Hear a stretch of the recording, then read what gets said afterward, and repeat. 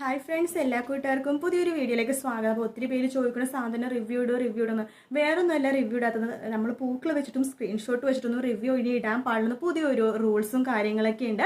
ഇനി പതുക്കെ എല്ലാവരും ആ ഒരു സ്ക്രീൻഷോട്ടും പൂക്കളൊക്കെ പതുക്കെ നിർത്തി വരും കേട്ടോ. അപ്പോൾ അതെന്തായാലും ഞാനിപ്പോൾ ഫേസ് വെച്ചിട്ടായിരിക്കും ഇനി വീഡിയോ മിക്കപ്പോഴും ഇടുന്നുണ്ടാവുക. ഇനി കുറച്ച് നാളത്തേക്ക് ഇടയ്ക്ക് ഞാൻ പൂക്കൾ വെച്ചിട്ട് എന്തെങ്കിലും ഇടാൻ വേണ്ടി ശ്രമിക്കാം.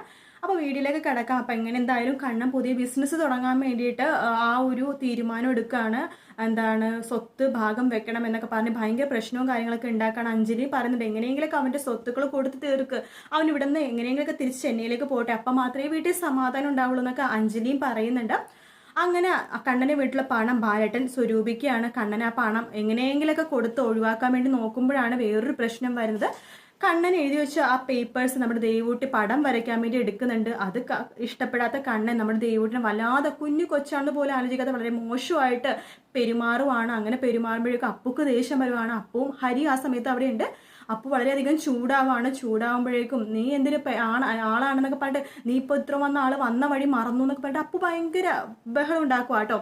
അങ്ങനെ കണ്ണനെ വഴക്ക് പറയുമ്പോഴേക്കും നമ്മുടെ ഹരിക്ക് ഇഷ്ടപ്പെടുന്നില്ല. ഹരി അപ്പുവിൻ്റെ മുഖത്തിട്ടൊരു അടി അടിക്കുകയാണ്.